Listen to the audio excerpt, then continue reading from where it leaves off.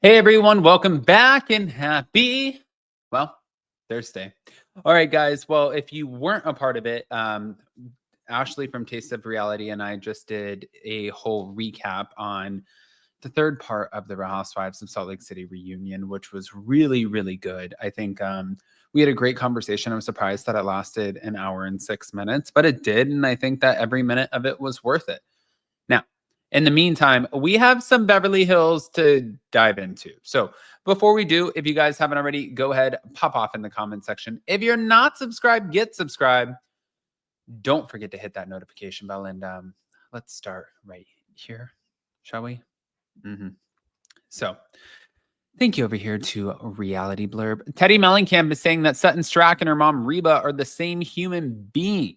I don't know if you guys remember when we talked about the Beverly Hills recap with Amani and Ashley, but they were also, Amani clocked the fact that Reba was very,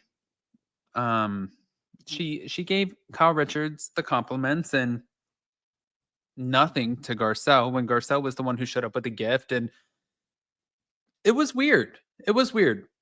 But Tamara Judge called Reba the new villain, and Teddy seemingly suggested that Sutton invited only Garcel and Kyle, whose mom passed away, to meet Reba so they could see that they're better off. But on the latest episode of The Real Housewives of Beverly Hills, Sutton, she took Garcel and Kyle. They all went to Augusta, Georgia. They went to go meet Reba, her mom, and Garcel, she gave the gift of a scarf from Saks, if you guys don't remember. This was to Reba, who she accepted it, but it was a little awkward. If you guys didn't watch, you have to go back and watch and you can see what I'm talking about. But later, Garcel hinted that Sutton wanted her mom to show more love. And Reba told her it was none of her business. It was the scenes were strange.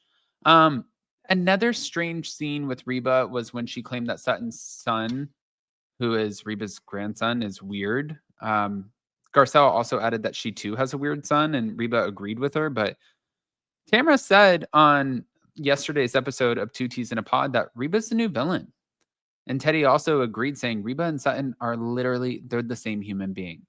I don't know if Sutton is as bad yet, but this is definitely, it gives a lot of clarity, is what Tamara said. But yeah, you do get worse as you get older. And Teddy did address how Sutton only invited Garcel and Kyle to meet her. Her quote exactly was, well, what about how Sutton must be like, okay, you guys have lost your mother, so come and meet mine so you can see why you're better off. But the way the mother handled getting the scarf from Garcel made me really uncomfortable. I actually did not understand why that was so uncomfortable. Like, even when we talked about it yesterday in our Beverly Hills recap, I felt like she gave you a gift, and I understand, like, everybody grows up in different places and parts and all of the things, but like, I don't think there's an excuse for poor behavior. I think if somebody gives you a gift, you're old enough to understand that's a gift and it's a gesture and an act of kindness. And I think you accept that you're not entitled to a gift. And I think that Reba did come off very entitled. Like she was, oh, okay, well, you're giving me a gift. It's like, she reminds me of my old stepmom's stepmom, who was not the nicest person. But my old stepmom was also not the nicest person. And I remember one time where she told me, she's like, Adam, like you can get the ice cream. It's in the fridge. It's in the fridge in the living room. And it was actually in the fridge in the basement or freezer, whatever.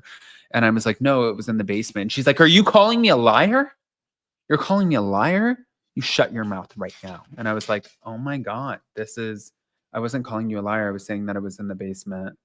But it reminds me of one of those people who, like, you are just very set in your ways and you get to act however you want to act, and nobody is going to call you out for it. And I don't like that at all. Moving on. Oy, oy, oy. Teddy added that, Sutton, you cannot say you're not like your mother and then introduce us to a woman who is exactly like you. We have eyes and ears. But it was on a past episode of the Beverly Hills After Show where Kyle called Garcel an asshole for telling her to be a lesbian if she wants to be a lesbian. And what was really going through my head at the time was, you're being an asshole right now, and don't try to act like oopsie daisies. You know exactly what you're doing, is what Kyle said. And I was thinking, if you're thinking you're going to get a reaction from me or I'm going to be offended, I'm not. And I don't think that Garcelle thought she was going to offend you. I think that Garcelle was like, girl, just live your truth. Like, let's make the show as authentic as possible. You're already out here. You're doing the things. You're doing the music videos. You're running around with Morgan Wade. You're being photographed. Why not just call it what it is? Why are we playing the game? But moving on.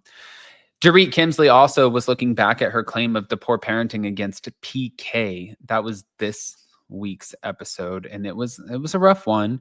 But Bose questioned why Dorit has not yet filed for divorce from PK, and she looked back on the mental place that she was in when she made the dig, and she also reflected on the details of PK's long email. I thought it was 7 pages. I guess it was 9, but it included custody threats, a lot.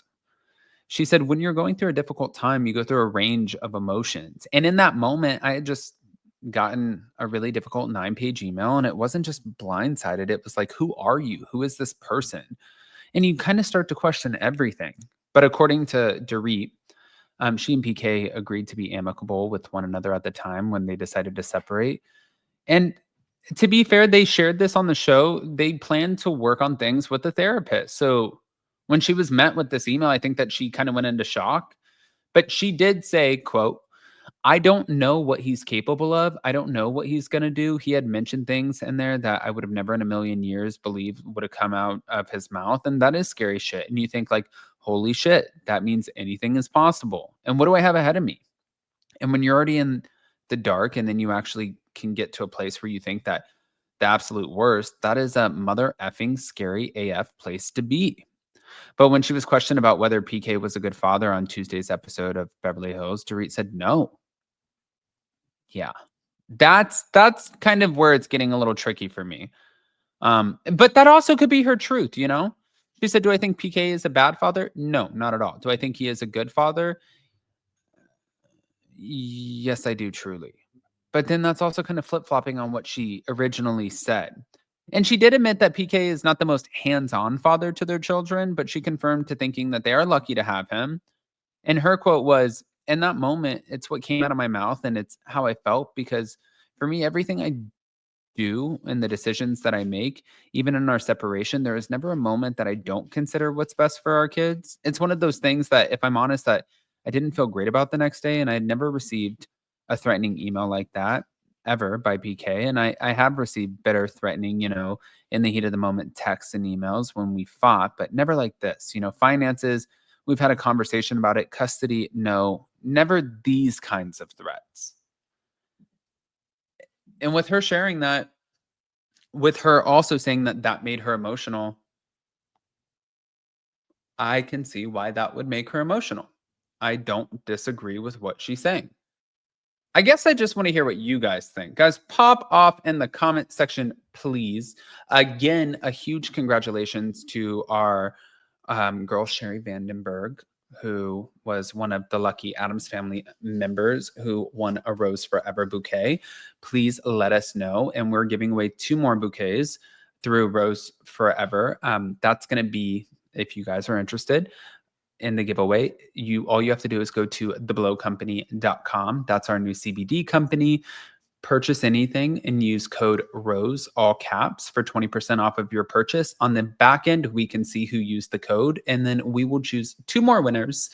And yeah, I hope you guys win. I love you guys, and we'll see you next time.